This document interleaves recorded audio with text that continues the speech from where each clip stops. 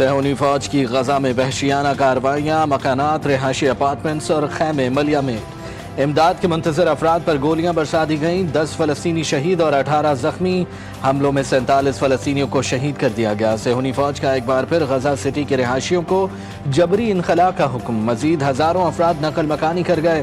شمالی غزہ میں امداد کے حصول کی کوششوں میں 2500 سے زائد فلسطینی شہید ہو چکے۔ امداد کی بندش سے مزید 3 افراد زندگی کی بازی ہار گئے۔ غزہ کا محاصرہ توڑنے کے لیے گلوبل سمود فلوٹیلا رواں دواں۔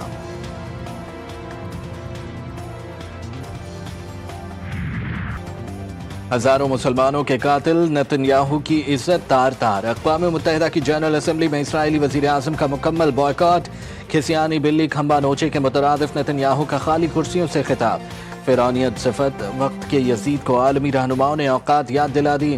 ادھر نیو یارک میں نیتن یاہو کے ہوٹل کے باہر بھی یہودیوں کا نیتن یاہو کے خلاف مظاہرہ۔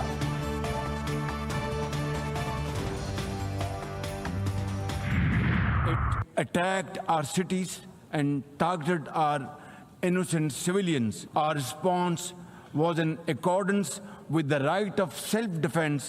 Our valiant armed forces, under the stellar leadership of Field Marshal Syed Asim Munir, mounted an operation of stunning professionalism, bravery, and acumen, resulting in 7 of the Indian jets turned to scrap and dust. A decisive response. Though in a position of strength, Pakistan agreed to a ceasefire facilitated by President Donald Trump's bold and visionary leadership. وزیر اعظم شہباز شریف کا اقوام متحدہ کی general assembly سے خطاب میں بھارت کو پھر مذاکرات کی پیشکش۔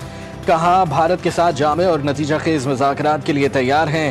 بھارت نے پہلگام حملے کی غیر جانبدارانہ تحقیقات کی پیشکش قبول کرنے کے بجائے ہمارے شہروں پر حملے کیے۔ مسلح افواج نے فیلڈ مارشل عاصم منیر کی قیادت میں جرت کا بے مثال مظاہرہ کیا۔ شاہینوں نے دشمن کی اپنی مہارت سے زیر کیا۔ بھارت کے ساتھ جنگی طیاروں کو ملبے کا ڈھیر بنایا۔ صدر ٹرمپ مداخلت نہ کرتے تو جنگ کے تباہ کن نتائج ہوتے۔ واضح کیا پاکستان کشمیر کے ساتھ کھڑا ہے۔ ایک دن کشمیری اپنا حق خود ارادیت حاصل کریں گے۔ وہ دن دور نہیں جب کشمیر میں بھارتی ظلم کا اختتام ہوگا۔ وزیر اعظم شہباز شریف کے خطاب کے دوران جنرل اسمبلی میں پاکستان زندہ باد کے نعرے۔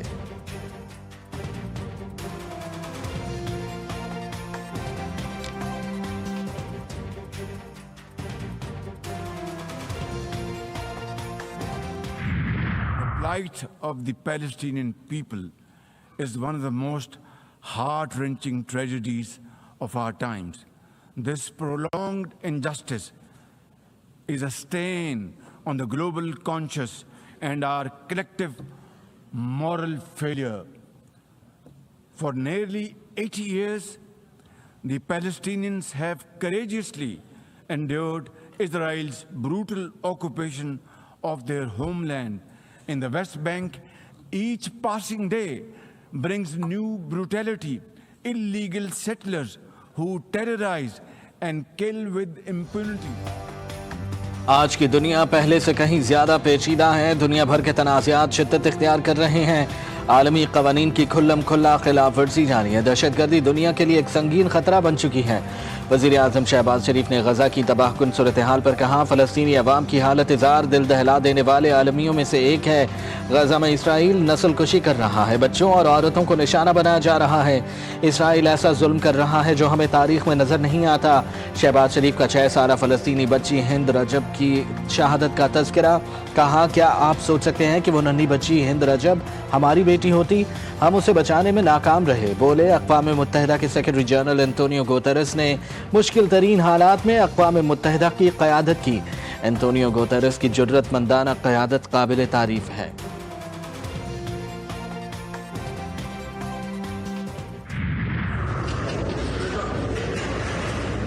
وزیر اعظم صاحب آپ کی کل کی ملاقات کب کی گئی؟ آپ کی ملاقات کل کیسی گئی سر؟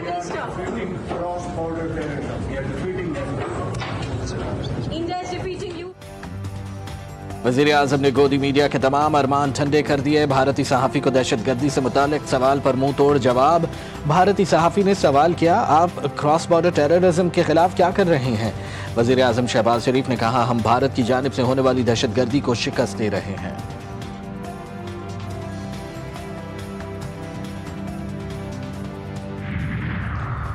نائب وزیر اعظم اسحاق ڈار کی جرمن کے وزیر خارجہ سے ملاقات، دونوں رہنماؤں کا پاک جرمنی تعلقات کے فروغ پر تفصیلی تبادلہ خیال، تجارت، سرمایہ کاری اور ترقیاتی تعاون بڑھانے پر اتفاق۔ اسحاق ڈار کی پیٹریشیا اسکاٹ لینڈ سے بھی ملاقات، کامن ویلتھ تعاون کے فروغ میں اسکاٹ لینڈ کے کردار کو سراہا۔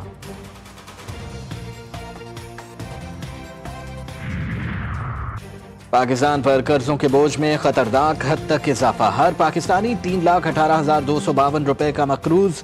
Economic policy and business development کی ملکی قرضوں کی صورتحال پر رپورٹ جاری، 10 برس پہلے ہر شہری 90,047 روپے کا مقروض تھا۔ پاکستان پر قرضوں کے بوجھ میں سالانہ اوسطاً 13% کی شرح سے اضافہ ہوا۔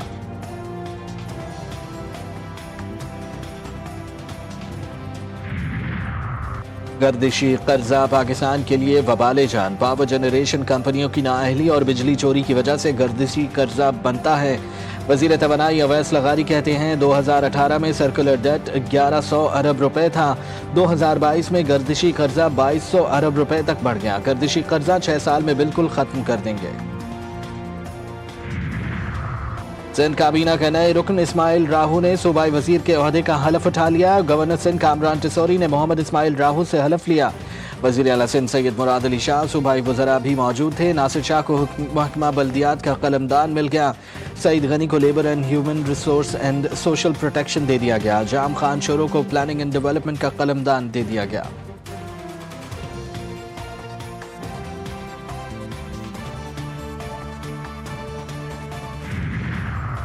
بلاول بھٹو نے وفاق سے اپیل کی ہے کہ IMF سے بات کریں، کسی صوبے سے نہیں۔ سینئر وزیر سندھ شرجیل میمن کہتے ہیں ایمن کا وزیر اعلیٰ مریم نواز کو جواب، کہاں سیلاب کو پبلسٹی سٹنٹ بنانے والے قدرتی آفت پر سیاست کرتے ہیں؟ پیپلز پارٹی سیلاب پر سیاست نہیں کرتی، ہم پنجاب کے متاثرہ بھائیوں کے ساتھ ہیں۔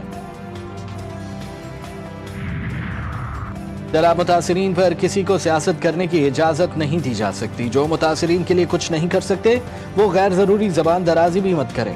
وزیر اطلاعات پنجاب عظمہ بخاری کہتی ہیں پنجاب کے عوام نے مریم نواز کو مینڈیٹ دیا، مریم نواز پنجاب کا تحفظ بھی کرنا جانتی ہے۔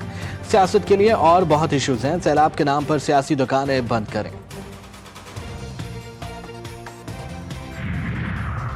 سکرنڈ میں مڈ منگلی بچاؤ بند کے مقام پر سیلابی صورتحال، دریائے سندھ میں 4.5 لاکھ کیوسک کے ریلے سے طغیانی، درجنوں دیہات لپیٹ میں آ گئے۔ پانی کی سطح بلند ہونے کے باعث دیہاتی مشکلات سے دوچار، پرائیویٹ کشتیوں کے ذریعے بچاؤ بند پر پناہ لینے پر مجبور۔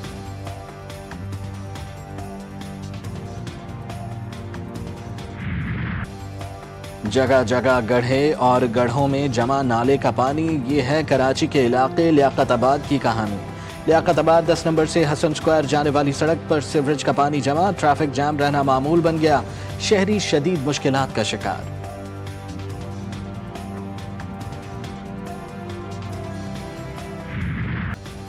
بھارتی کرکٹ ٹیم کے کپتان سوریا کمار یادو قصوروار قرار، میچ فیس کا 30% جرمانہ عائد۔ سوریا کمار کے بیان پر پاکستان کرکٹ بورڈ نے شکایت کی تھی۔ سوریا کمار یادو پر سیاسی بیان دینے کا الزام ثابت ہوا۔ ICC match referee Richie Richardson نے فیصلہ سنایا، بھارتی کپتان کے خلاف فیصلے کی تفصیلات جلد ICC جاری کرے گا۔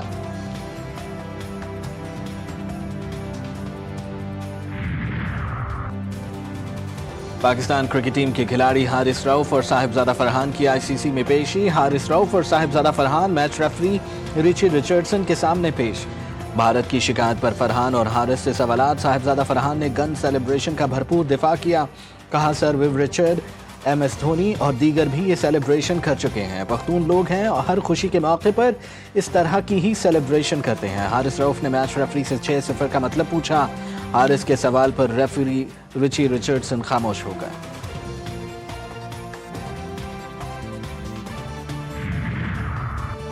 پاکستان اور بھارت کے درمیان ایک بار پھر مقابلہ، دبئی اسٹیڈیم میں اتوار کو ٹاکرا ہوگا۔